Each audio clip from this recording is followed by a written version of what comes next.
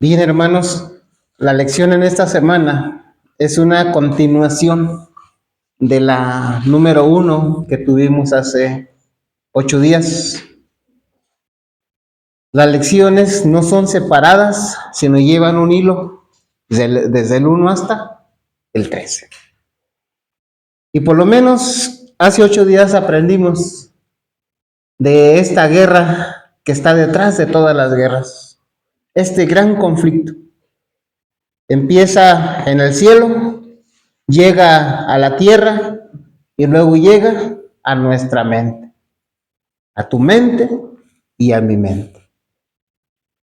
Continuando con esa secuencia, en esta semana que está concluyendo, estudiamos, gracias a Dios, amor o egoísmo. Esa es la cuestión. Isaías 41:10, que ustedes repitieron hace un momento, muy bien, por cierto, qué bueno. Dice de la siguiente manera: no temas, que yo estoy contigo. No desmayes, que yo soy tu Dios que te fortalezco. Siempre te ayudaré, siempre te sustentaré con la diestra de mi justicia. Quiero pedir a alguien que me lea, por favor, la introducción. Adelante. Supongamos que eres un pastor que cuida de sus cabras en las laderas del monte.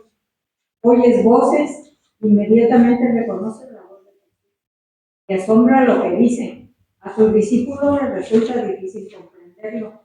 Mientras el sol poniente resplandece en la cúpula dorada del templo y se refleja en las magníficas paredes, Jesús afirma: les aseguro que no quedará piedra sobre piedra que no sea derribada. Los discípulos están confundidos. Y tú también. ¿Qué podrían significar estas palabras? ¿Qué relación tienen con el fin del mundo por el que preguntaron los discípulos de Jesús? Absorto escuchas cómo Jesús combina magistralmente la destrucción de Jerusalén con los sucesos previos a su regreso. Se describe la estrategia de Satanás para engañar al pueblo de Dios en el tiempo del fin. Las instrucciones de Jesús en Mateo 24 describen claramente los acontecimientos de los últimos días en el contexto de la caída de Jerusalén.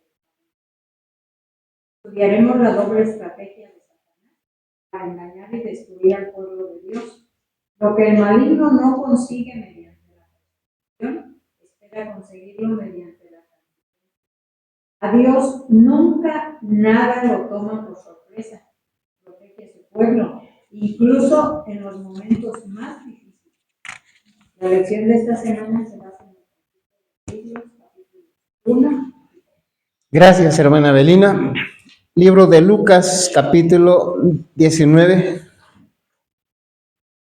Quiero pedirle a Imelda que lo busque y que nos lea del 41 al 44, por favor.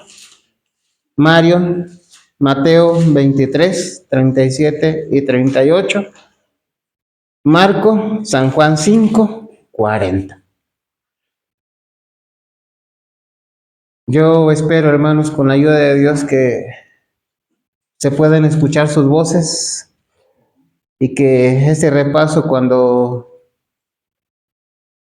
haya oportunidad, lo volvamos a escuchar, porque es un repaso de una lección muy importante que en esta semana hemos tenido. Lucas 19, 41 al 44, ¿cómo dice, por favor? Cuando llegó cerca de la ciudad, al verla lloró sobre ella, diciendo: oh, si hubieses conocido aún tú, a lo menos en este tu día, lo que toca tu paz, pero ahora está encubierto a tus ojos, porque vendrán días sobre ti que tus enemigos te acercarán con vallado y te pondrán cerco, y de todas partes te pondrán en estrecho, y te derribarán a tierra y a tus hijos dentro de ti, y no dejarán en ti piedra sobre piedra, por cuanto no conociste el tiempo de tu visitación. Mateo 23, 37.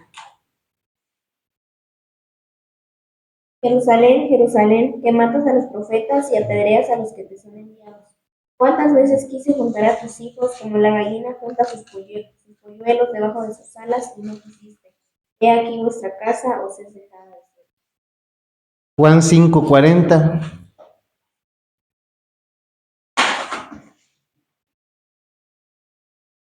No queréis venir a mí para que tengáis vida.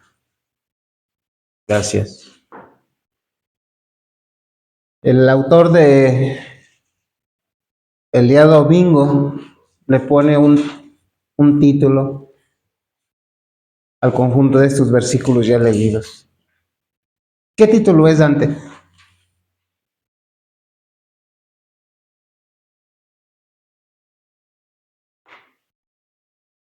¿Qué título es, Carmen?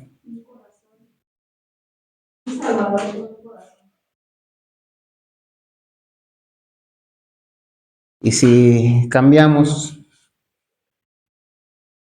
la U, la N, donde dice un, le ponemos el Salvador con el corazón roto. Porque Jesús no fue un Salvador nada más, fue el Salvador. Un Salvador está hablando de que hay otros, pero el Salvador está hablando solamente de uno. Había necesidad de que el pueblo de Israel experimentara algo que se llama arrepentimiento, ¿o no? Había necesidad de que el pueblo de Israel en ese momento y tiempo atrás hubiera reflexionado sobre lo que estaba haciendo y hacer cambios en su vida, ¿o no?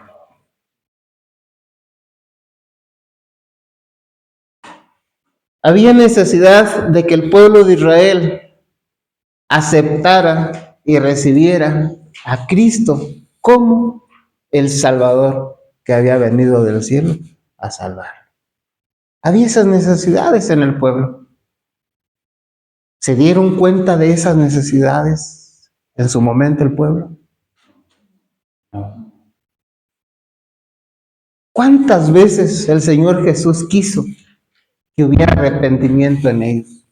Que reflexionaran, que vieran a dónde les iba a traer esa actitud, a dónde les iba a traer esa rebeldía.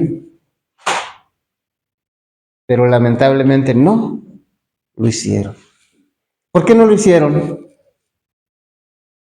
Leyó hace un momento alguien de ustedes, simplemente porque no quisieron. ¿Cuántas veces quise juntar? Como la gallina junta sus polluelos. ¿Y qué pasó? Y entonces Jesús llora. Y no solamente, como dicen algunos comentadores, no solamente llora por la iglesia, sino llora por la rebeldía de la iglesia. Llora porque la iglesia no se da cuenta en la situación en la cual está. Llora porque la iglesia no puede medir lo que le va a venir si no se arrepiente, si no se convierte. Y que llega el momento, hermanos, y la iglesia jamás se arrepiente. Estamos hablando de la iglesia judía. ¿Vio la necesidad que tenía la iglesia? ¿Sí la vio? No. Estoy repitiendo esto, porque debe quedar en nuestra mente muy claro. No vaya siendo que en nuestros días la iglesia también no nos demos cuenta de las necesidades que tenemos. Y no vaya siendo que lo que pasó allá también le pase a la iglesia de Praderas. No vaya haciendo eso, hermanos. Mi pregunta es, ¿eso que pasó a la iglesia judía se hubiera podido evitar? Desde el comienzo de su ministerio, ¿cuál era el mensaje de Cristo? Arrepiéntanse, porque el reino de los cielos se ha acercado.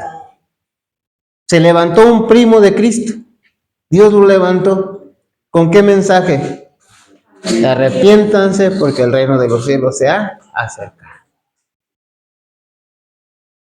No sintieron la necesidad de arrepentimiento, hermanos. No vieron su situación en la cual estaban.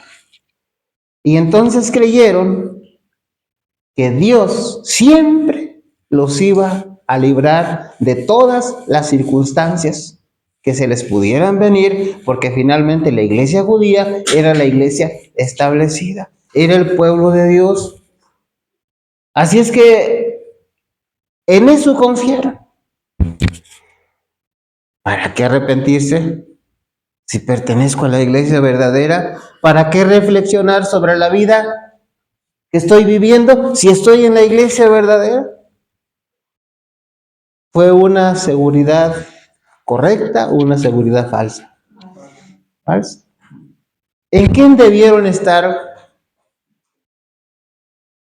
seguros ellos? ¿En una institución o en el Dios del cielo? Miren qué triste es esto, hermanos. ¿En quién tenían la confianza de ellos? ¿En quién? En su institución. En su institución. La iglesia judía.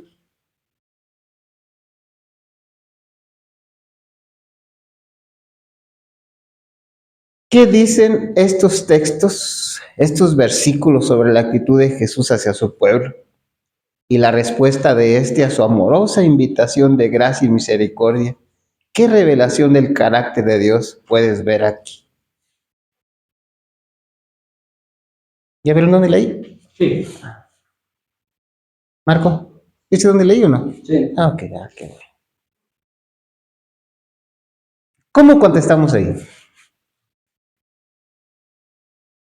¿Qué te dicen estos versículos sobre la actitud de Jesús hacia su pueblo? ¿Que los amaba? Sí. Y mucho. Y mucho. ¿Qué te dicen estos versículos? Que Cristo tenía su corazón lleno de amor. Por eso quería que se arrepintieran, por eso quería que vieran su necesidad, su situación. ¿Y qué te dicen estos versículos de la respuesta de a su amorosa invitación de Cristo? Es decir, ¿qué te dicen estos versículos de la respuesta del pueblo? No lo escucharon, no quisieron oír. Quisieron oír.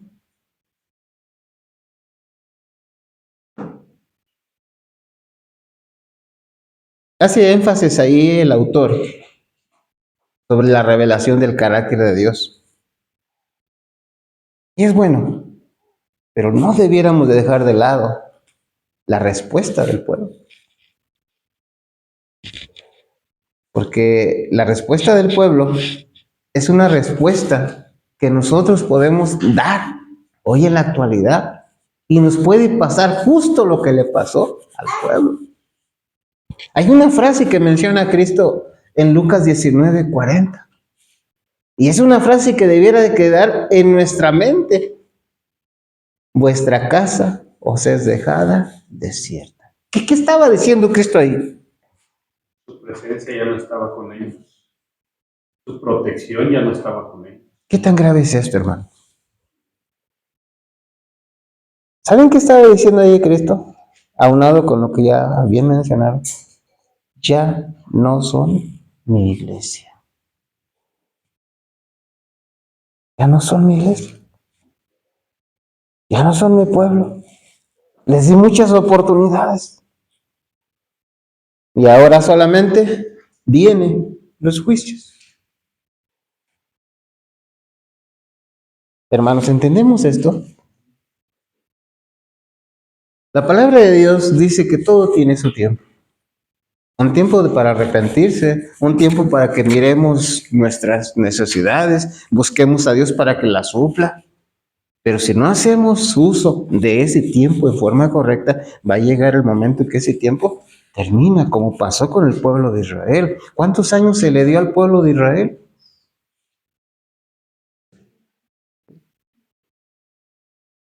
La última semana, 70 años que terminan ¿cuándo, Pati? En el año 34, ¿sí? Y Dios es tan bueno y tan lleno de amor que no vienen los juicios en el año 34. Todavía 20, ¿qué?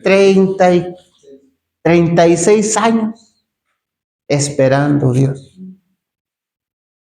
¿Qué pasó en esos 36 años? Dijo el pueblo, bueno, llegaron los juicios, no, sí, cometimos un error. Señor, por favor, ayúdanos. Ya no. ¿Sí? Ya no. Porque el tiempo había terminado. El tiempo de gracia terminó. ¿Sí? Y un tiempo extra que Dios le dio al tiempo de gracia terminó. Y ahora la nación judía, hermanos, queda a un lado. Y ahora la nación judía es reemplazada. Ya no son judíos, ahora son cristianos. Hermanos, ¿entendimos esto? ¿Entendemos esto? ¿Ibas a decir algo? Sí, no deja de impresionarme el amor y la misericordia de Dios. Aún después de que a Jerusalén le mandó profetas, vino mismo Dios, mismo Cristo, con ella, para que darnos como la gallina. Y dice el conflicto de los siglos que todavía hubo 7 años de un hombre que hablaba de día y de noche. Y dice que lo azotaron. Y dice que él nada más no injuriaba, sino que decía, ay de Jerusalén, ay de sus moradores. Que lo mataron. Hermanos, vemos ahí lo que puede hacer un corazón duro. Ellos habían visto los juicios en la historia. Ellos habían visto que cuando Dios hablaba, Dios hablaba. Ellos habían escuchado el mensaje de Juan el Bautista, el mensaje de Cristo, sus parábolas de Cristo, las enseñanzas de Cristo. Y cuando aparece este hombre, todavía, hermanos, se enojan con aquel hombre. Se enojan con aquel hombre. San Mateo 24, del 15 al 20, ¿se acuerdan de qué nos habla?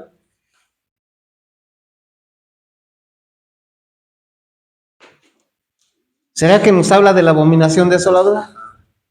¿Será que nos habla de lo que tenía que hacer el pueblo? ¿De lo que tenían que hacer los cristianos? ¿Será que nos habla de estar atentos a lo que nos toca hacer como iglesia, a lo que nos toca hacer como pueblo, como personas, como familia? ¿Qué instrucción le dio Jesús a su pueblo para salvarlo de la destrucción venidera de Jerusalén?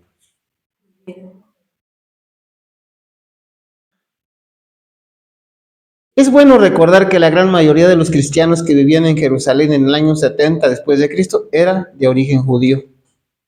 Un Dios amoroso deseaba preservar la mayor cantidad posible de su pueblo.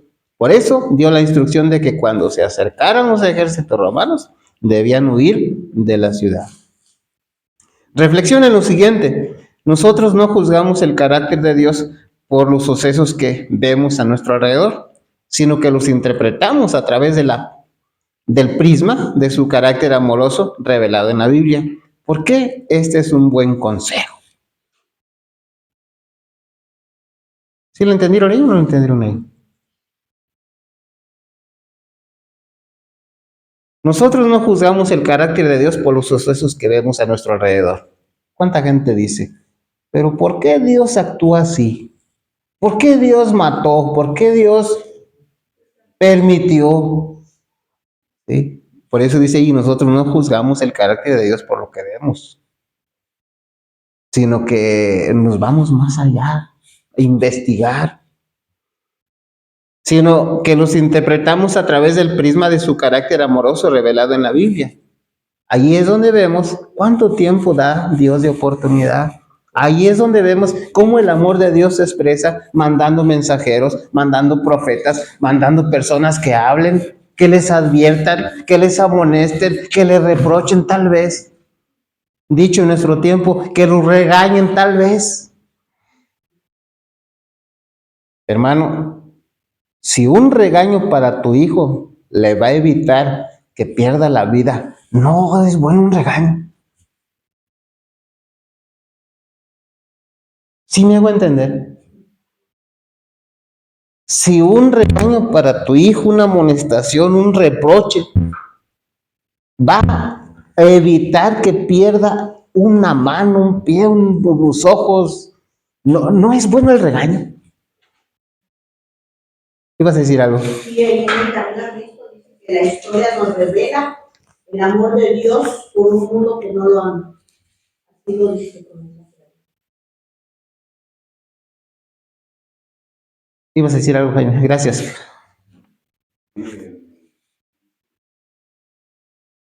No, estaba mencionando. El pecado del mundo de hoy día es el mismo que generó la destrucción de Israel. Y dice la ingratitud a Dios, el descuido de las oportunidades y bendiciones, el aprovechamiento egoísta de los dones de Dios. Todo esto estaba comprendido en el pecado que hizo caer la ira sobre Israel. Estos males están trayendo la ruina al mundo. Yo creo que la misma situación, pues sí está pasando, porque obviamente uno, cuando, hasta uno mismo que a veces Dios le reprende a través de las Sagradas Escrituras, a veces como todos. Pero cuando vas a predicar el Evangelio, la gente siente que le está, como que te está haciendo un favor al escuchar. Entonces esas reprensiones o esas invitaciones que se están haciendo, pero que se están lamentando a la y se van nada más, sin aprovechar esas bendiciones, porque es una bendición el predicar el Evangelio, pero también recibir la amonestación del Evangelio. Son bendiciones y se están siendo a veces, muchas veces, rechazadas. Son parte del pecado que acarreó la situación en Israel. Gracias. Hermanos, ¿quiénes somos más responsables? ¿La iglesia, que nos decimos ser el pueblo de Dios, o la gente que no conoce a Dios? La iglesia. ¿Dónde debiera empezar el arrepentimiento? ¿Dónde debiera de empezar el reflexionar sobre cómo hemos fallado a Dios? ¿Dónde debiera de empezar el darnos cuenta de las necesidades espirituales que tenemos? En la gente que nunca ha conocido las cosas de Dios, nunca ha querido, le interesa más el mundo, o aquellos que nos decimos ser el pueblo de Dios. Podríamos llegar a tanto de pensar que los que necesitan arrepentirse son aquellos. Los que necesitan ver sus necesidades son aquellos. Y esa es una estrategia del diablo. Porque si alguien necesita ver que le ha fallado a su Dios, ¿quiénes somos? Nosotros. En todas las iglesias, ahora hablo del pueblo de Dios, existen dirigentes y existen laicos. Si hay alguien que tiene que darse cuenta de su necesidad espiritual, ¿quién es? El dirigente. Si alguien tiene que darse cuenta que tiene que arrepentirse, si alguien tiene que darse cuenta que le ha fallado a Dios, no ha cumplido las expectativas, son los dirigentes, Porque solamente de esa manera los laicos, los oyentes, van a experimentar estas mismas necesidades.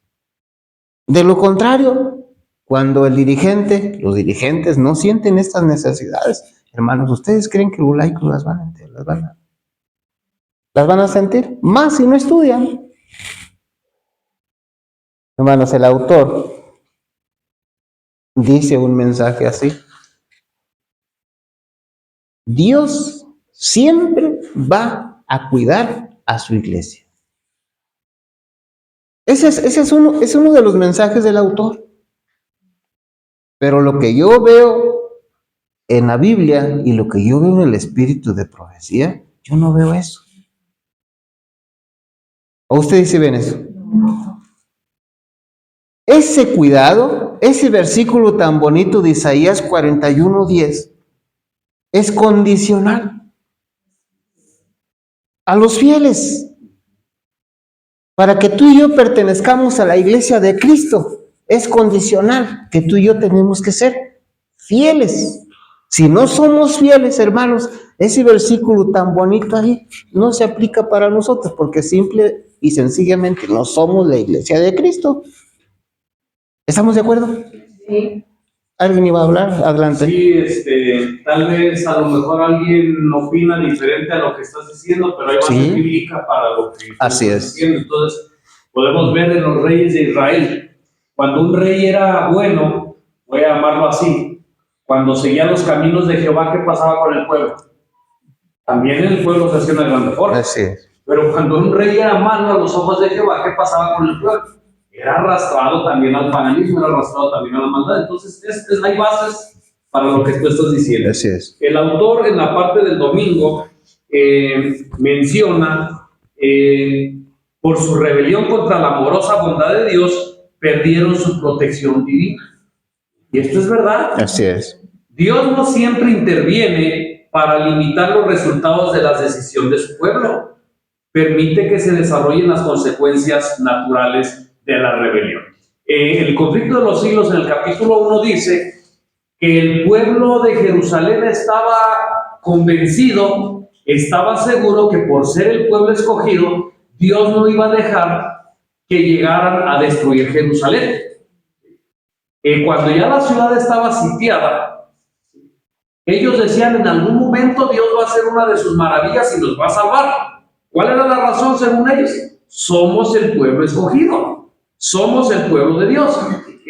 Cuando tienen sitiada Jerusalén, dice que sucede algo con el general que tiene sitiado, se regresa, y entonces Jerusalén se va tras él a hacer guerra, y entonces está la oportunidad para los cristianos aquí. Después de años o después de un cierto tiempo, no recuerdo la verdad, llega Tito y entonces ahora sí destruye la ciudad. ¿Qué pasó entonces con ese pensamiento de que por ser el pueblo escogido ya no les iba a pasar nada? ¿Qué pasó? El capítulo 4 de Eventos de los Últimos Días tiene la respuesta, no sé si me permitan leer. Adelante. Dice así: el Señor Jesús siempre tendrá un pueblo escogido que le sirva. Cuando el pueblo judío rechazó a Cristo, el príncipe de la vida, Él les quitó el reino de Dios y lo dio a los gentiles. ¿Será que pueda pasar esto hoy en nuestros días, hermanos? Dios continuará obrando en base a este principio con cada rama de su obra. Cuando una iglesia demuestra que es infiel a la palabra del Señor, cualquiera sea su posición, o sea, no importa cómo se llame la iglesia, no importa cómo se llame su institución, no importa cualquiera sea su posición, por alta y sagrada que sea su vocación, el Señor ya no puede trabajar con ellos. Otros son entonces escogidos para llevar importantes responsabilidades. Pero si a su vez estos no purifican sus vidas de toda acción incorrecta, si no establecen principios puros y santos en todos sus límites, entonces dolorosamente el Señor los afligirá y humillará, y a menos que se arrepientan, los quitará de su lugar y hará de ellos un motivo de ignominia.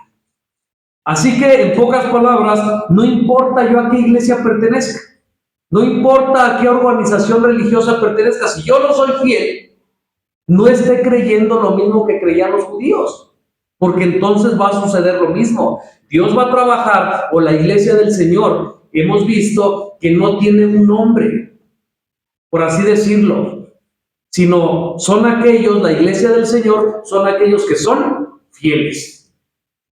Así es. Por inspiración divina, sabemos que un día Dios le revela el nombre a la hermana White de la iglesia verdadera, y por inspiración divina sabemos que la iglesia verdadera es adventista del séptimo día. Y aquí hay una pregunta que debiéramos hacer. ¿Soy yo de la iglesia adventista del séptimo día? ¿Eres tú de la iglesia adventista del séptimo día de veras? Ya como ya dijeron, el nombre, hermanos, no tiene importancia, porque si tú o yo nos decimos pertenecer a la iglesia adventista del séptimo día, pero no practicamos lo que dice la iglesia adventista, no practicamos esos hitos ni los conocemos, no practicamos los 10 mandamientos, nos hemos desviado a hablar de psicología, nos hemos desviado a hacer tantas cosas relacionadas con el mundo. Entonces, aunque nos digamos ser de la iglesia verdadera, aunque nos digamos ser adventistas, hermanos, delante de Dios, no lo somos. ¿Estamos de acuerdo?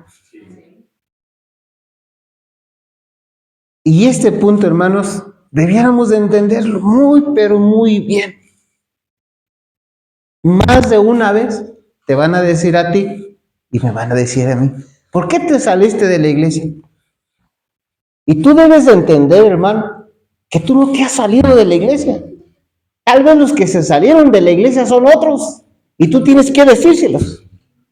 Mira, de acuerdo a lo que Dios dice, yo no me he salido.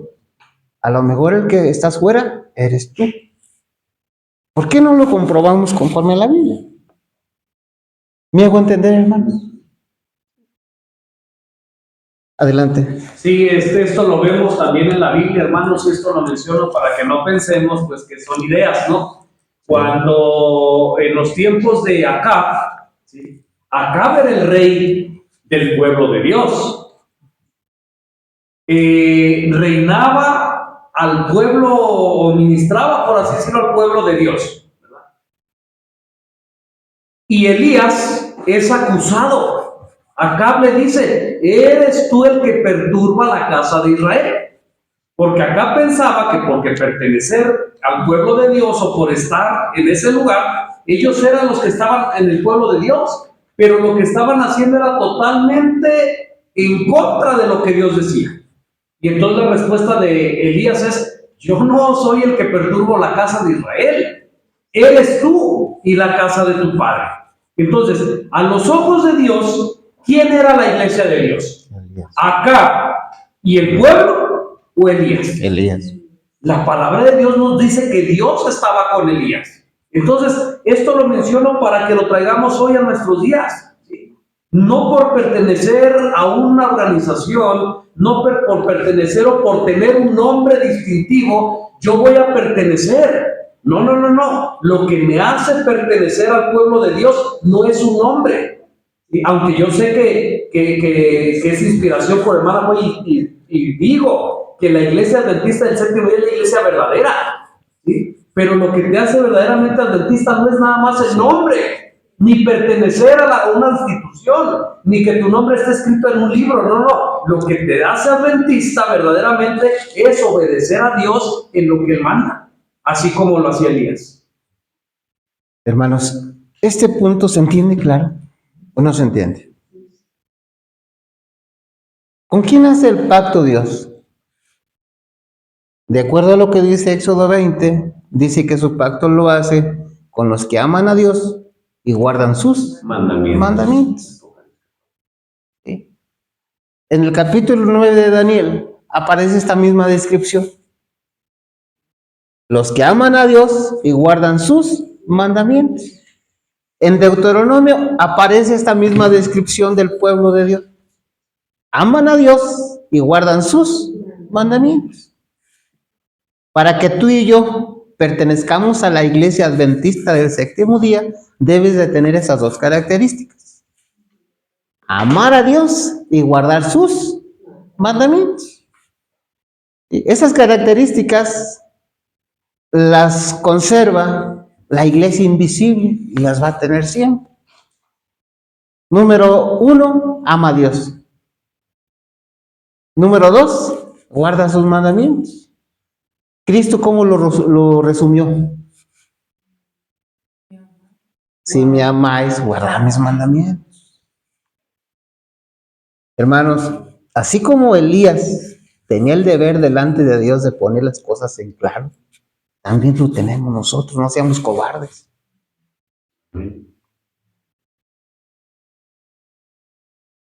Por eso tenemos que entender bien esto. Si no entendemos bien esto, nos van a confundir. Ay, no, pues tienes razón. Ya casi a lo mejor hasta pedimos disculpas por cosas que no debe de ser. Salmos 46 e Isaías 41:10. ¿A quién está hablando Dios?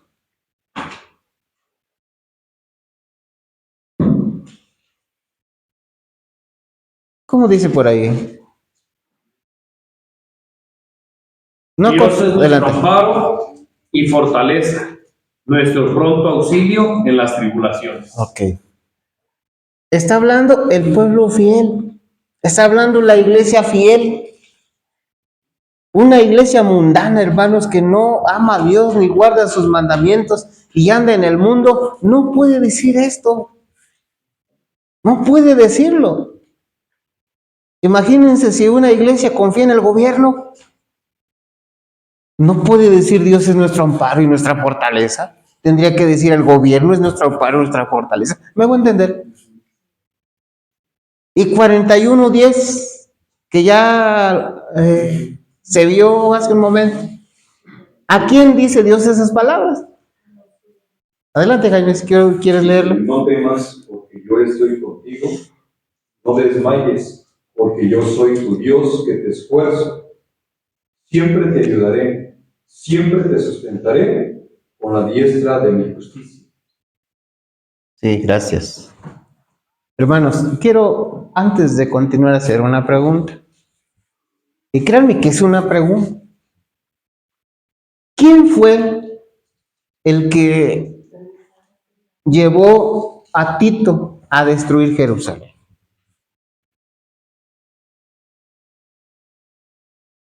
¿Quién? Pati.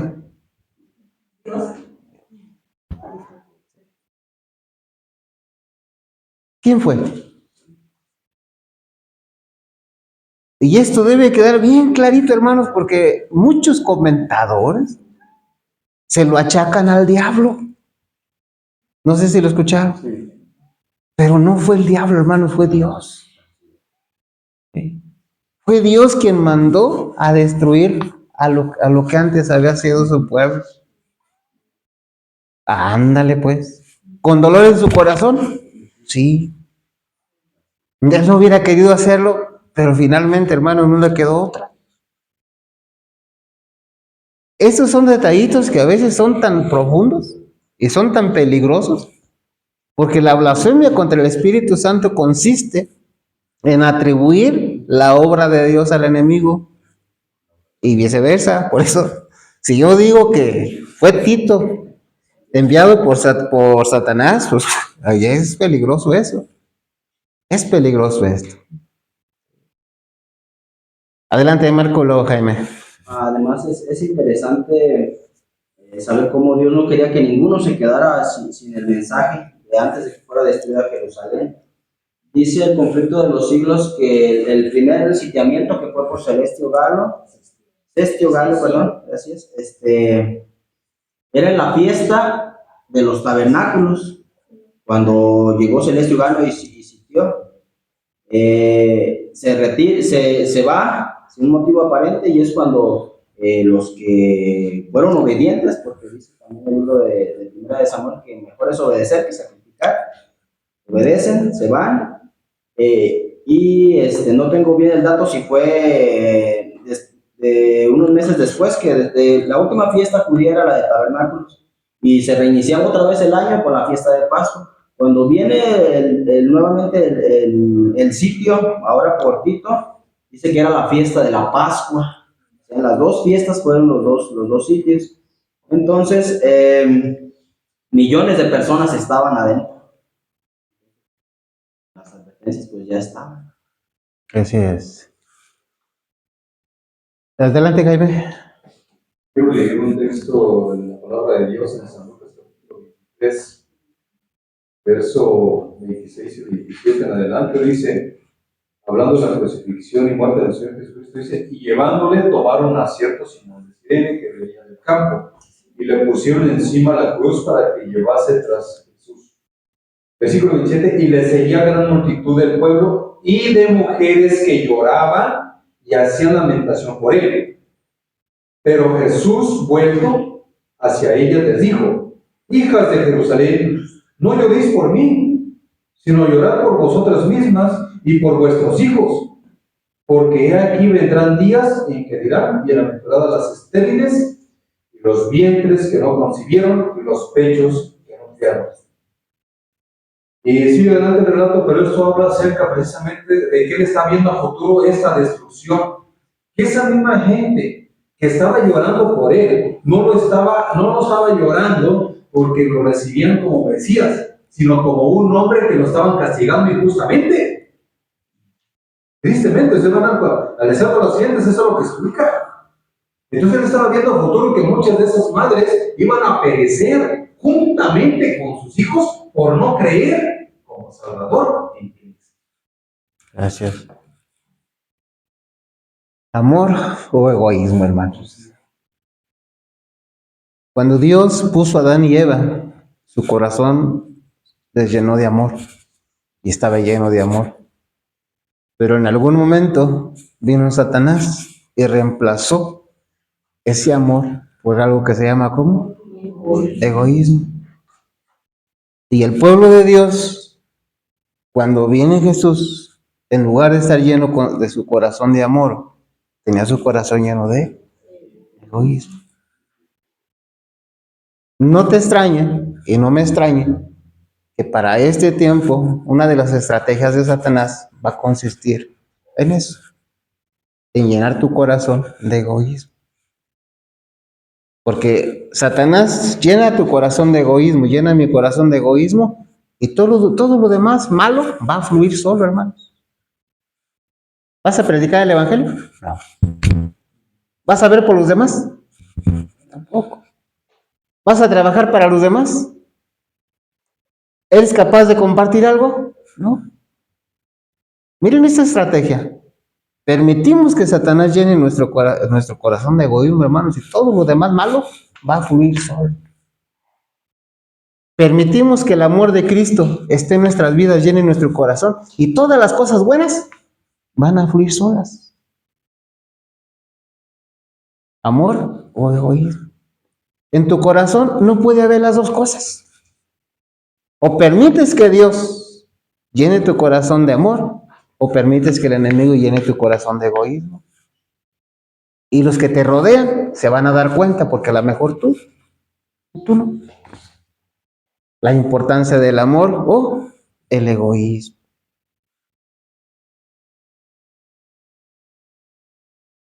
Hay una profecía que no sé si hablamos mucho de ella o poco o nada de ella. Dice Cristo así: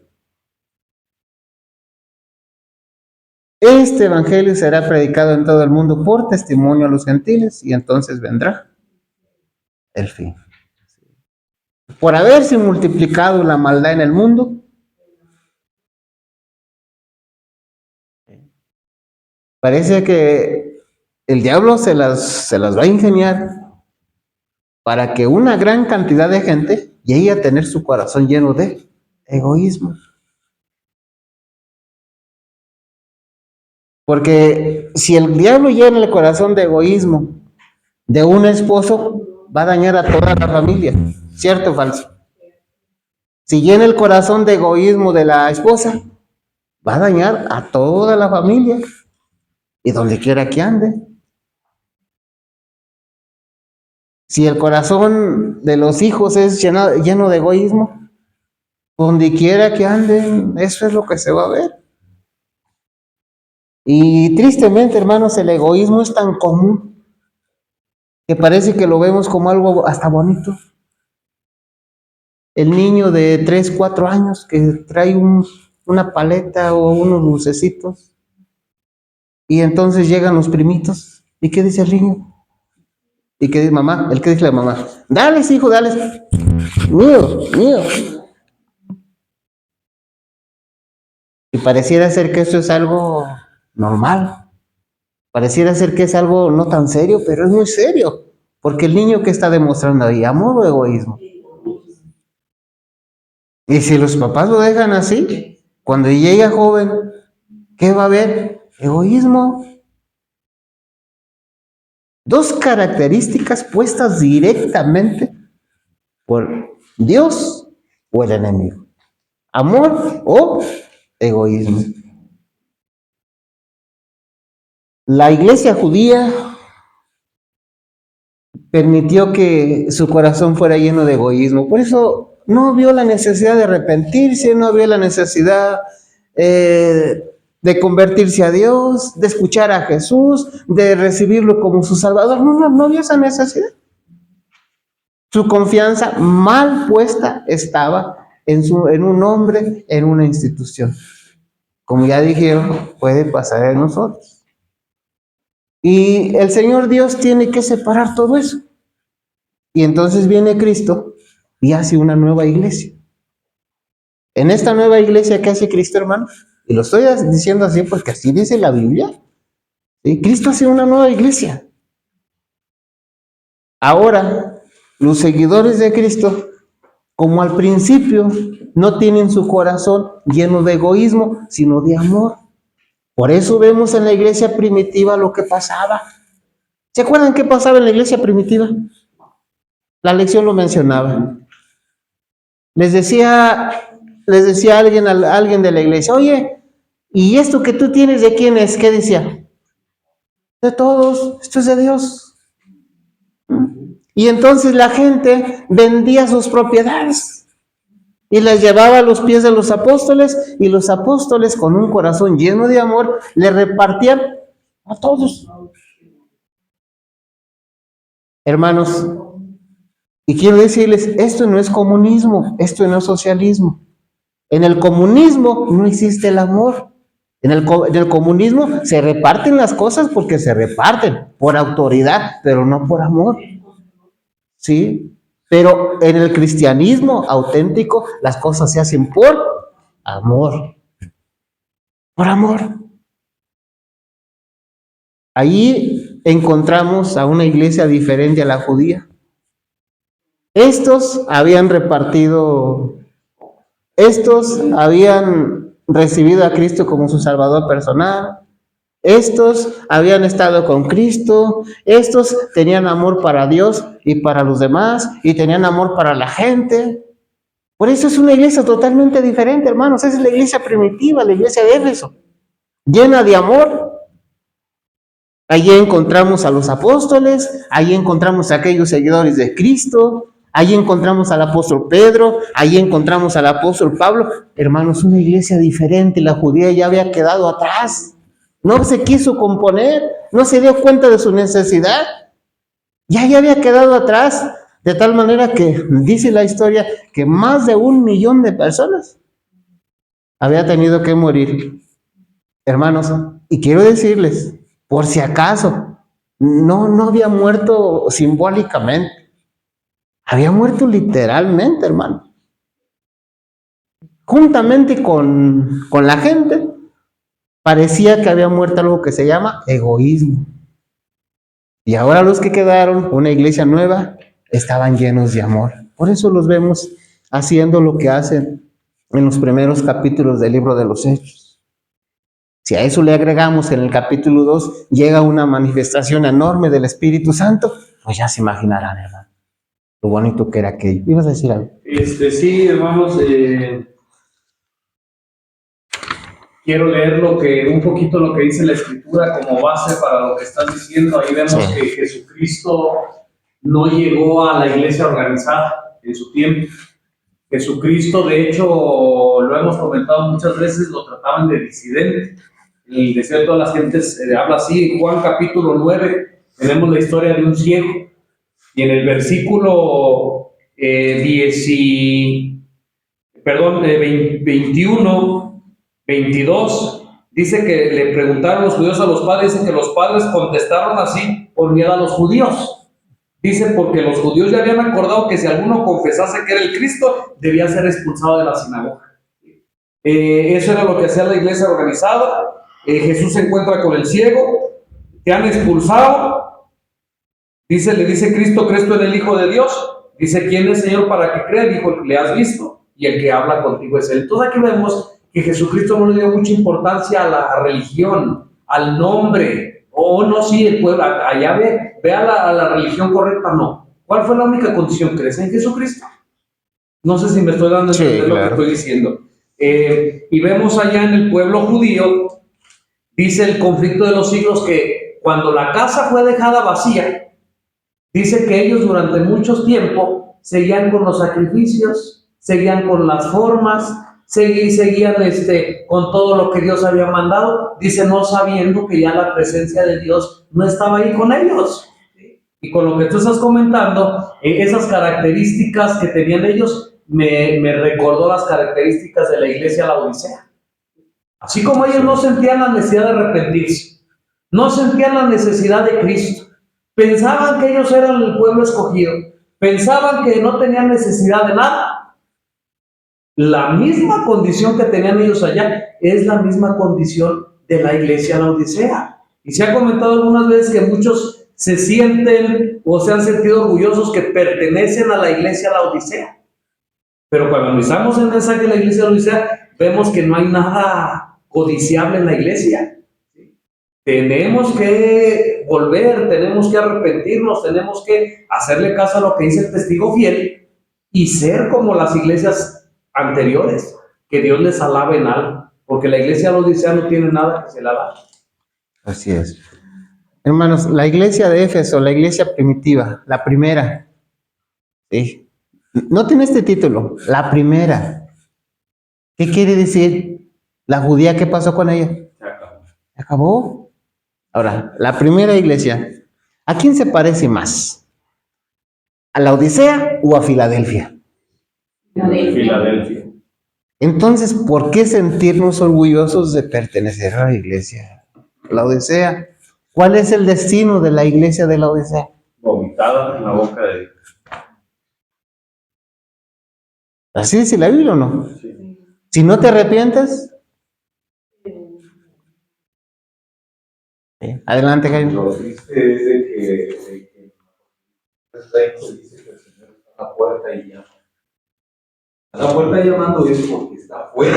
Así es. No está dentro. Eso quiere decir que la iglesia está, Cristo no está Sin dentro Cristo. de la iglesia, sino está fuera de la iglesia, pidiendo todavía que nos demos cuenta de que lo necesitamos. Con esas palabras tan claritas, está en Eventos de los Últimos Días. ¿Sí lo han visto? Sí, capítulo 4. Ahí está. Algo solemne tengo que decir. La presencia de Cristo no está entre nosotros. Pareciera que es el mismo mensaje, Pedro, que se les da a los judíos: vuestra casa os es dejada vacía. Y ahora acá también Dios, a través de la hermana Juan, dice: la presencia de Dios ya no está, o sea, la casa está vacía pues también. Y Apocalipsis 3:20 hace énfasis, ya no como grupo, porque dice si alguno. Así es. Sí, o sea, de primero habla como grupo, como iglesia, la iglesia de la Odisea, pero al final en Apocalipsis 3:20 dice si alguno. ¿Sí? Eso es personal ya, hermanos, ahora es personal, de buscar a Dios, de arrepentirnos, de consagrarnos. Pensamos que por pertenecer a un grupo, llámese praderas, llámese como le llamen, pensamos que por pertenecer a un grupo o una religión, ya la hicimos, ya estamos dentro. Hermanos, que engaño tan No es grande. así. No es así, hermanos, tristemente. Y las cosas se repiten. En el tiempo de Jesús, cuando es desechada la casa, dice Cristo, vuestra casa os es dejada desierta. Ya no va a trabajar más con la iglesia judía. Pero ¿qué pasaba si algún judío en forma personal se arrepentía? ¿Qué pasaba? Sí, tenía oportunidad. Sí. Igualmente que en la Odisea, si alguno oye mi voz, ¿sí?, y abre la puerta, entraré a él, cenaré con él y él conmigo. Ahora, los llamados, hermanos, los llamados que hace Dios, de acuerdo a Apocalipsis 3:20, dice el Espíritu de profecía que es en cada reproche. En cada reproche que tú escuchas, es Cristo que está tocando. ¿Quién ha visto esto? en cada reproche, en cada amonestación. Y cuando nosotros escuchamos reproches y amonestaciones, ¿qué pasa? Notan lo mal que estamos, hermano. Así es que cuando yo escucho un reproche, que yo sé que es un reproche para mí, debiera de darme gusto porque Cristo es cuando está más cerca, tocando acá. Señor, gracias. Gracias. Y no es raro que venga todavía alguien dirigido por el enemigo, hermano, no por Dios, y le diga a Marco, ¿ya viste cómo te dijeron? No debieron de decirte así. No, pobrecito de ti, Marco, no. Hermanos, ¿cómo Dios va a mandar a alguien para que haga eso? Puesto que los reproches no es para mal, los reproches es para bien. Hermanos, ¿Cristo no reprochó o sí reprochó? Muchas de las veces. ¿Era para mal de la gente? ¿Y qué si alguien hubiera venido? Oye, ¿cómo es que el maestro te dijo eso? Ay, pobrecito de ti, no. Ese es malo él, no es malo. Vamos, por favor, ¿en qué cabeza cabe las cosas que a veces hacemos? ¿Me vas a decir algo? Sí, respecto con lo que estás diciendo, muchos nos escudamos o se escudan diciendo, pero Cristo hablaba con amor. Hermanos, debemos de entender, ya lo hemos dicho varias veces. Ustedes fíjense en el contexto de cuando tú dices que Cristo hablaba con amor. Fíjate a quién se lo estaba diciendo. A personas que nunca habían escuchado de la ley, a personas que no sabían el bien, a personas que nunca habían escuchado el evangelio. Y por eso Cristo les tenía una paciencia considerada. Pero fíjate cómo les hablaban los judíos. Fíjate cómo les hablaba aquella gente que decía ser su pueblo, pero que con sus hechos decía que no es su pueblo. La pregunta les hablaba igual.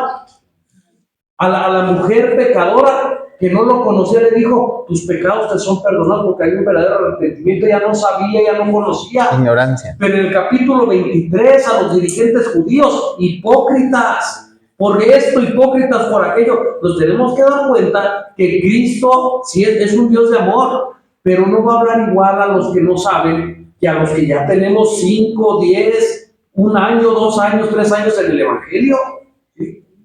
Queremos todavía, aunque ya le hemos leído, aunque ya no lo han dicho una vez, aunque ya no lo han dicho 2 veces, aunque ya no lo han dicho 3 veces, queremos todavía que nos traten como si fuéramos nuevos, como si no supiéramos. Hermanos, esto no es así, y ahí tenemos el ejemplo de Cristo. Bien, hermanos, podríamos seguir hablando de esto, pero aquí es el asunto. ¿Amor o egoísmo? ¿Qué hay en tu corazón? ¿Qué hay en mi corazón? Ahora déjenme decirles, y con bases, que hablar con amor no simplemente no es decirle a la gente, tú sigue como vas. Te perdono, sigue haciendo lo que vas. Hermanos, alguien que está diciendo así, no necesariamente tiene que estar hablando con amor, puede estar hablando con egoísmo, porque no le importa si se pierde o no. Cuando un papá disciplina a sus hijos, ¿es porque los odia? ¿Por qué es? Porque los ama, porque quiere lo mejor para ellos. Cuando un papá, cuando una mamá reprende, los castiga, les pega, hermanos, ¿es porque el papá aborrece al hijo? ¿Sí? Es porque lo quiere, hermano, ¿sí? Porque quiere lo mejor para él, porque quiere lo mejor para ella. Así es que no pensemos que el hablar con amor siempre va a ser hablar suavecito, porque eso no es así. Eso no es así. Miren, hermanos, hay un propósito de Dios. Hay un propósito de Dios. Y ese propósito nos lo pasa a nosotros, de despertar a la gente. Y a veces Dios, para despertar a Marco, le hace así: Marco, despiértate. Y Marco se despierta. No hubo necesidad de algo más. Pero ¿qué pasa a veces? No se despierta. y no se despierta y no se despierta. Y cuando Marco no se despierta y Dios ve el peligro que corre, ¿qué hace Dios? ¿Quién pensará o quién pensaría que eso no es por amor? ¿Quién pensaría eso?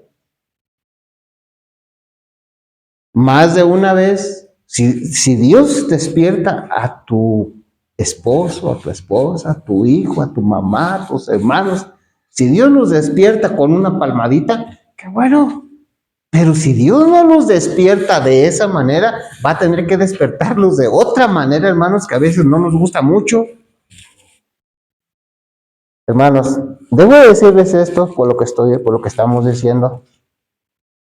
¿Sabes que a veces Dios va a utilizar el cáncer para despertar a alguien? ¿Sí sabes eso o no? Pues debes de saberlo. Y Dios muchas veces quiere despertar a una persona con una gripa. Bueno, si con eso se despierta, qué bueno. Pero si no es así, se tienen que usar métodos a veces fuertes. Porque finalmente la persona tiene que despertar. Y ha habido personas que llegan a los pies de Cristo, no a una iglesia, llegan a los pies de Cristo sin pies, sin ojos, pero llegan. Y la pregunta, hermanos, es, ¿qué necesidad había de eso? ¿Qué necesidad había de eso? Pero somos tan tercos. Somos tan tercos a veces que no hay otra forma. Ahora, como iglesia, ¿sabes cómo Dios nos va a despertar? Si todos los otros métodos fallan, dice Dios, va a usar algo que se llama zarandeo. Así lo dice. Si todos los demás métodos fallan, entonces vendrá el zarandeo. ¿Y el zarandeo cómo va a ser? ¿Cómo lo compara Jesús cuando le dice a Pedro? ¿Cómo a qué? Como a trigo, ¿sí? Dos imágenes, a varazos, a golpes, o cuando el trigo se encuentra en el arnero. Si se hace quedito, no pasa nada, tiene que moverse fuerte, con fuerza, porque si no, no cae lo malo. Por eso, hermanos, mejor es que nos demos cuenta de nuestras necesidades como iglesia. Mejor es que nos demos cuenta de nuestras necesidades como familia. Mejor es que nos demos cuenta de nuestras necesidades como personas. No vaya siendo que Dios nos ame tanto y por ese amor tan grande que nos tiene Dios, pues tenga que despertarnos, tenga que traernos a sus pies, usando métodos que créanme que no nos van a gustar nada. No nos van a gustar nada, hermanos. Mejor es que escudriñemos la Escritura. Mejor es que busquemos a Dios de corazón, por amor y no por miedo. Si no sentimos amor ni por Dios ni por la gente, pongámoslo en las manos de Dios, Señor. Mira, Señor, te soy honesto. Yo odio a fulano, a sultano, mengano, perengano. Señor, ayúdame, yo no quiero ser así. Señor, tengo un problema. Mi corazón está lleno de egoísmo. Ayúdame. Hermanos, hagámoslo ahora que es tiempo. Señor, me he dado cuenta que yo antes amaba y ahora odio.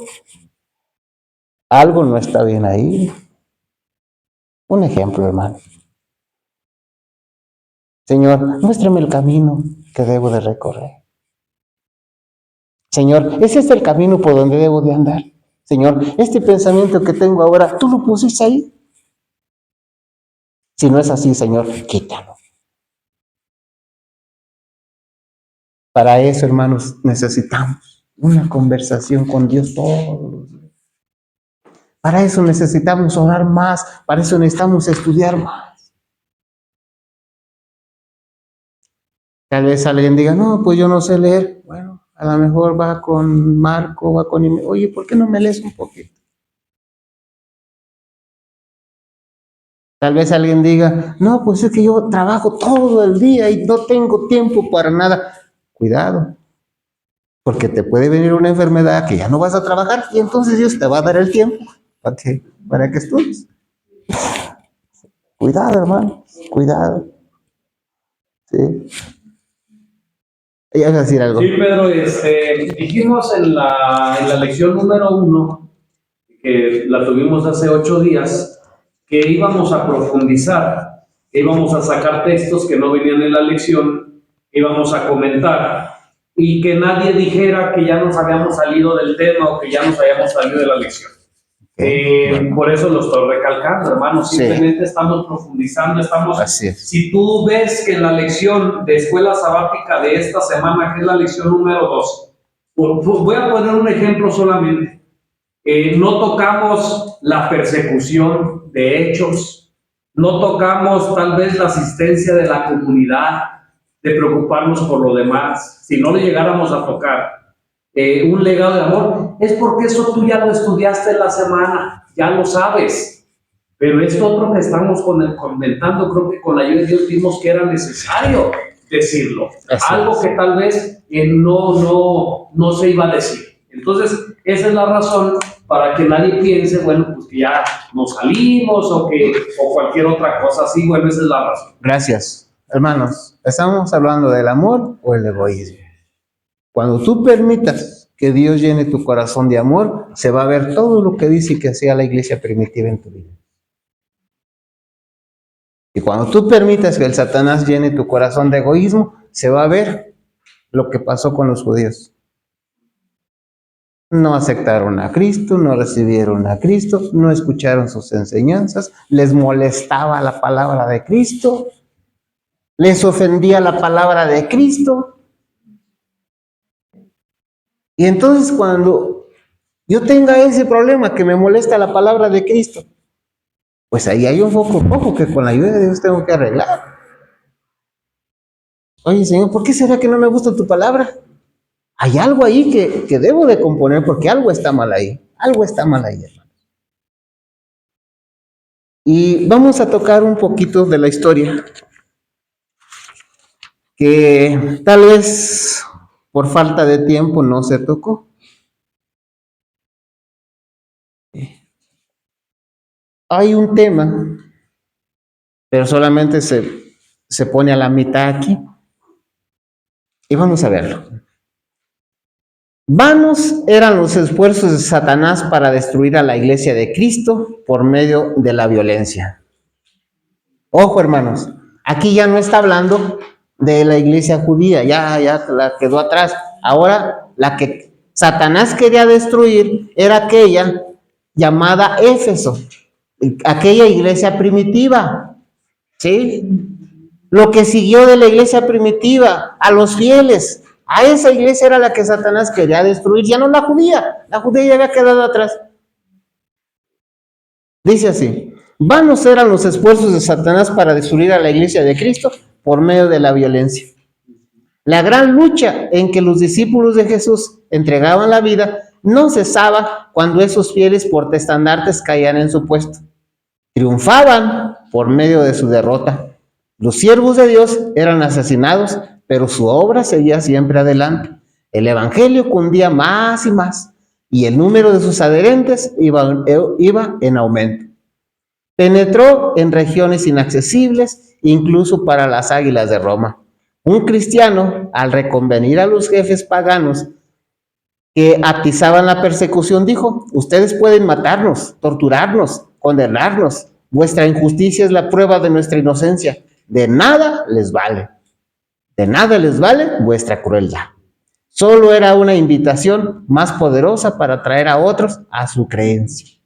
Cuanto más somos abatidos, tanto más crecemos en número, que la sangre de los cristianos es semilla. Y ahí está la extracción. ¿De dónde viene esto? La pregunta, hermanos, es: ¿está completo esto?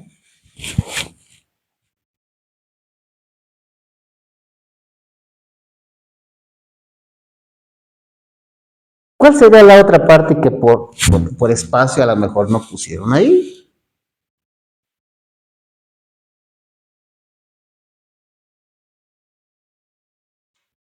¿Cuál sería la otra parte que por espacio a lo mejor no pusieron? Bueno, vamos a leer otro parrafito, a lo mejor ahí está. Ay, ¿qué quieres leer? ¿Alguien que quiera leer, por favor? Estoy en la parte del libro. Creado dice la providencia. Sí, por favor. Dice, la providencia misteriosa que permite que los justos sufran persecución por parte de los malvados ha sido causa de gran perplejidad para muchos que son débiles en la fe. Incluso algunos se sienten tentados a abandonar su confianza en Dios porque Él permite que los hombres más viles prosperen, mientras que los mejores y los más puros sean afligidos y atormentados por el cruel, pero el poderío de aquellos. ¿Cómo es posible, dicen ellos, que uno que es todo justicia y misericordia, y cuyo poder es infinito, tolere tanta injusticia? Esta es una cuestión que no nos incumbe. Dios nos ha dado suficientes evidencias de su amor, y no debemos dudar de su bondad, porque no entendemos los actos de su providencia. Ok, no está ahí la otra parte, hermano, de ese tema tan interesante. Pero la vamos a decir. ¿Sí? Y la voy a decir pensando que a lo mejor se vuelve a tocar el tema en otras lecciones y entonces allá la vamos a ver. Pero si no fuera así, la vamos a decir en este momento. Era una estrategia fallida para Satanás. Era una estrategia que tenía que ver con que él atacaba de afuera para adentro. La violencia. Vamos a matarlos, pero entre más mataba, Más se levanta. dijo Satanás, no, esto no funcionó, tengo que cambiar. ¿A qué estrategia cambian? Me meto a la iglesia. Se metió a la iglesia. Hermanos, esto no lo... Ahí está en el conflicto y pensé que la lección dije, bueno. No, deja, si quieres, ahorita lo lees. Sí. Esto, hermanos, no se dijo en la lección. Pienso que por falta de tiempo o por falta de espacio. Pero esto no se dijo que el diablo se metió a la iglesia. No se dijo que el diablo se metió a la iglesia. Sí. Y entonces ahora el diablo está dentro de la iglesia.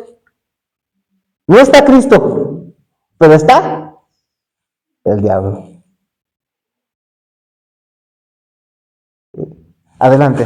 Vuelvo a repetir que para eso que tú estás diciendo hay bases. Eso pues no lo estás diciendo tú. Así es. El conflicto de los siglos, en el capítulo ahí lo dice, que Satanás se mete a la iglesia porque vio que su primera estrategia no le estaba funcionando. Entonces ahora se mete dentro de la iglesia y entonces ahora introduce paganismo.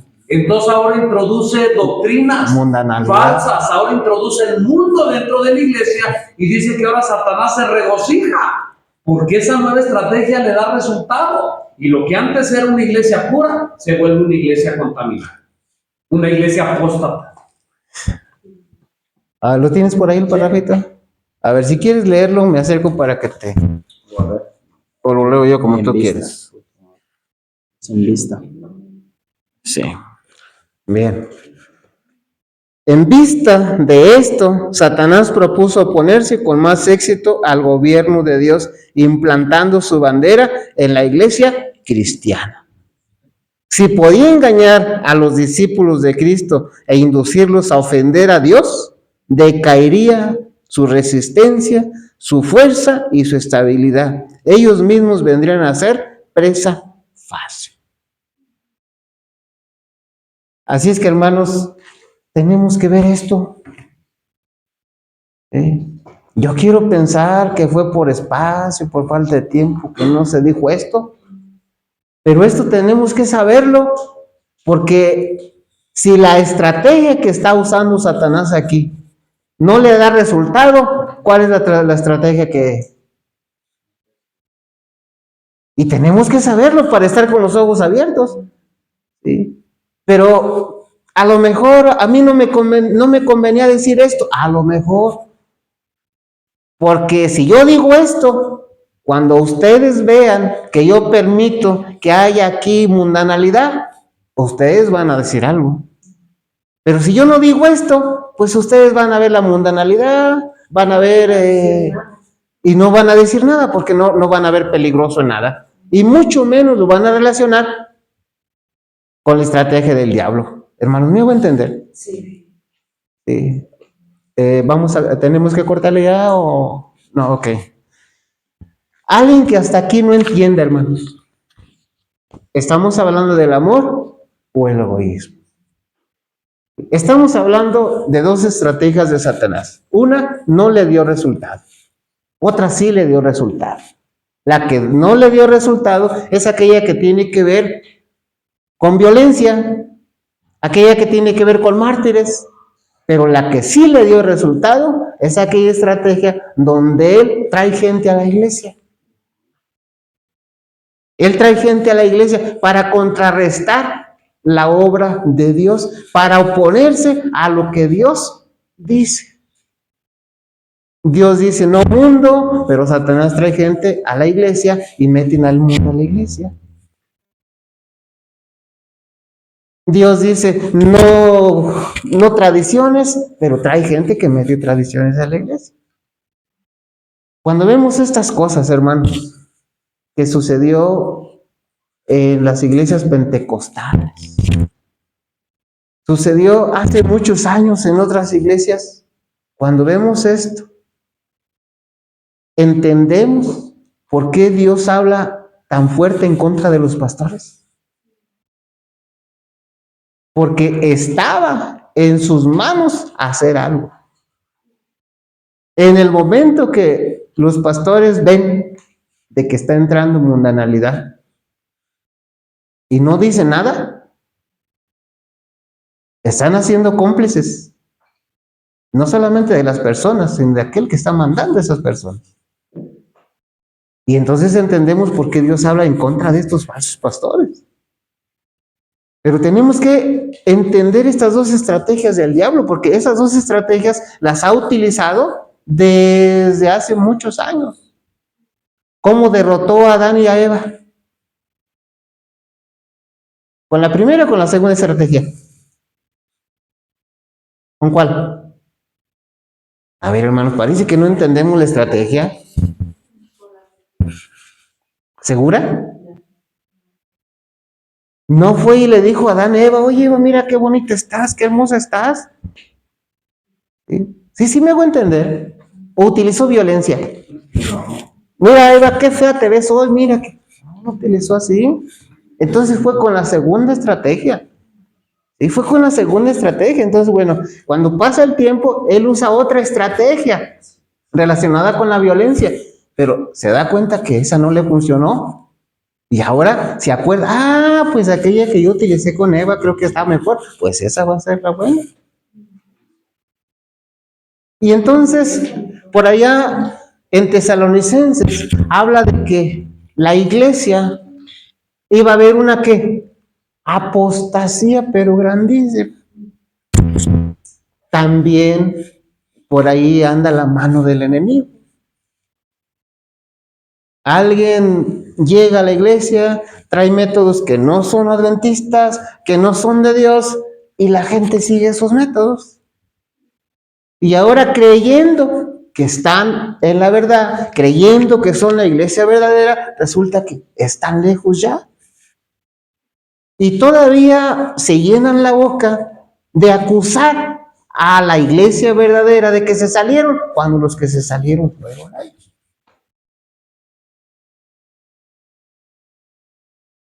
Adelante, Imelda. Quiero leer un texto del espíritu de profecía hablando de que Satanás se introduce a las iglesias. Los llama también aquí, que son los cristianos a medias. Los cristianos a medias son peores que los infieles, porque sus palabras engañosas y su posición indecisa hacen que muchos se descarríen. El infiel dice que muestra sus colores, pero el cristiano tibio engaña a las dos partes. No es un buen mundano ni tampoco un buen cristiano. Satanás lo emplea para realizar una obra que nadie puede hacer. Así es. Cuando escucharon los discípulos de Cristo algunas cosas que eran duras. Y empezó a ver Pedro que muchos ya se iban. Y le decía a Jesús, Maestro, ya se van algunos, mira. ¿Se acuerdan qué dice Cristo? También se quieren ir ustedes. Ahora, hermanos, miren, reflexionemos. Reflexionemos un poco con honestidad y con amor en el nombre de Cristo. ¿Alguien de ustedes pensaría que cuando Cristo menciona esas palabras, las menciona sin amor? Ahora, si esas mismas palabras, alguien de los que estamos aquí, las mencionara igual que Cristo, no habría o no faltaría alguien que dijera, qué falta de amor es el hermano. ¿Sí me hago entender? Porque a veces realmente sin analizar hablamos. Aquella vez cuando Cristo llega y le dicen, oye maestro, qué bueno que viniste. ¿Cuándo llegaste, maestro? Dice Cristo, ustedes me siguen nomás porque comieron y se hartaron. Si alguien de nosotros mencionara eso, ¿qué? Hombre, hermano. Ahora, hermanos, vuelvo a hacer la pregunta. ¿Creen ustedes que Cristo cuando menciona esas palabras, las menciona porque no tenía amor en su corazón? ¿Saben por qué las menciona así de duras? Para que reflexione la gente, para sacudir a la gente. Cuando alguien menciona palabras duras de parte de Dios, es para sacudir, es para que reflexionemos. Es para que meditemos, hermanos. Es para que despertemos. Es para que nos compongamos. Porque andamos mal. ¿De veras crees tú que vas a componer a tu esposo si llega borracho y tú no le dices nada? Lo tratas con mucho amor. Le haces sus chilaquiles. ¿De veras crees que lo vas a componer así? ¿Qué tienes que hacer? Pues hablas fuerte con él. Oye, ¿cómo es posible? Mira, no nos das dinero a nosotros, no tienes dinero para mis hijos. ¿Y si tienes dinero para la cerveza? No, esto no se queda aquí. Yo voy a hablar con mis hermanos para que hablen contigo. Y tú sabes que mis hermanos no andan con... ¿Qué hacen esas palabras en aquella persona? Lo mueven. Lo hacen reflexionar. Lo hacen pensativo. Creo que mi esposa tiene hasta 2 hermanos karatecas. Híjole, mi esposa tiene 2 hermanos que andan por allá en la maña. ¿Qué hace? ¿Piensa o no piensa?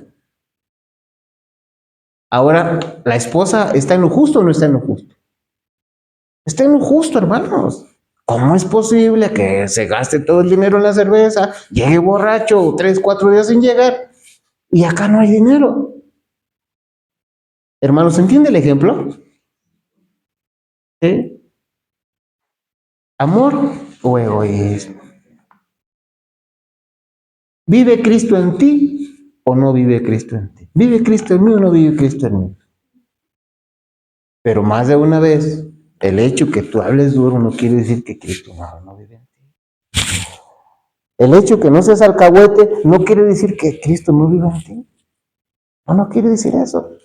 ¿Y vas a decir algo? Sí, quiero leer un párrafo. Ahora dice, Dios, que no se debe recibir en la iglesia. Vamos, ahí está. María, si tienes que sacudir, Hermanos, si recibimos en la iglesia a todo aquel que peca voluntariamente, ¿a dónde vamos a dejar que llegue la iglesia? ¿A dónde?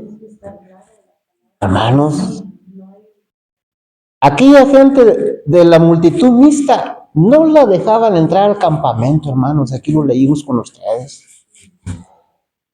Tenía que pasar cierto tiempo para que se convirtiera y entonces ya deja la mundanalidad, ya deja las prácticas mundanas y ahora sí puede pasar al campamento, pero antes no. O sea, aquí lo leímos, hermano. Así es que bueno, hay un legado de amor para ti y para mí. Entiende lo que es el amor, entendamos lo que es el amor, hermano. El amor no es hablar suavecito, no es alcahuetear, no es solapar, ese no es amor. El amor es cuando tú quieres lo mejor para tus seres queridos. Si en ese amor tiene que haber disciplina, va a haber disciplina.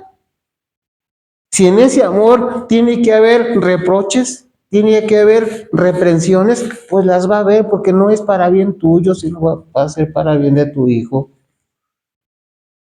La Escritura hace una pregunta. ¿Cuál es aquel padre que ama a su hijo y no lo disciplina? ¿Se han visto el texto, no? ¿Cuál es aquel padre que ama a su hijo y no lo disciplina? Lógicamente que si lo ama, va a haber disciplina. Imagínense, hermano, que el esposo deja que la esposa se vaya por allá, quién sabe a dónde anda llegando a las 2, 3 de la mañana. ¿Creen ustedes que el esposo que la ama, porque la ama, le va a decir, no pasa nada? Hoy no hiciste de comer, no pasa nada. Hermanos, ¿de veras creen que un esposo que actuara de esa manera no pasa nada? ¿De veras creen que amaba a la esposa? No se siente una esposa protegida, no se siente una esposa bien cuando el esposo le dice, oye, ¿por qué esto? ¿Por qué lo otro? Eso quiere decir que tú le importas. Porque si tú haces lo que tú quieres y el esposo no te dice nada, eso no quiere decir que te ama mucho, eso quiere decir que no. ¿Me hago entender, hermanos? Por eso Dios tiene que disciplinarnos. Por eso Dios tiene que decirnos, mira, este es el camino. Y esto no quiere decir que no tengamos amor. El legado de amor que Dios deja a sus hijos tiene que ver con ver el bien para los demás. No tiene que ver con dejarlo que haga lo que quiera. Ese es un mal concepto que se tiene del amor hoy en día. Se le quita la libertad. Hermanos, son ideas que no son de Dios. Cuando a un niño se le disciplina, se le quita la libertad. Hermanos, esas no son ideas de Dios. Ni pensamiento de Dios. San Juan 13, 34 y 35. Con esto vamos a dar por terminado, a menos que ustedes tengan algo que decir más.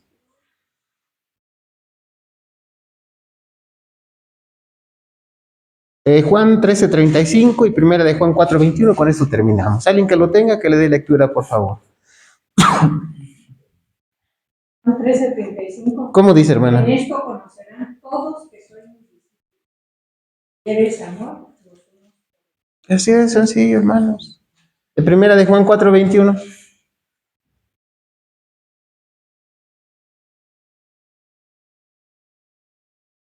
¿Con quién lo tiene por ahí? Adelante. Nosotros tenemos este mandamiento de él, que él ama a Dios, ¿El que ama a Dios? el que ama a Dios, perdón, ame también a su hermano. Así de sencillo. Ese es el legado que Dios nos deja, hermanos. Amor o egoísmo. Cuando Cristo venga, hermanos, tú vas a tener tu corazón lleno de amor o lleno de egoísmo. Si tú tienes el corazón lleno de amor, tu destino va a ser uno. Y si tú tienes el corazón lleno de egoísmo, tu destino va a ser otro. Así es que es una realidad. Así es, sí. Es una realidad esto, hermano. Dios te bendiga, Dios nos ayude a tener el corazón lleno de amor. No sentimos ese amor, vayamos con Dios para que nos lo dé.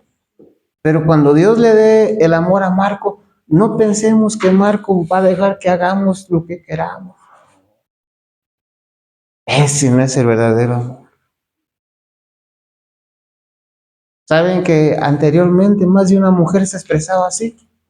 Mi esposo sí me quiere porque me pega. Y si ustedes analizan, no estaba tan mal, ¿eh? Yo no digo que se haga, no.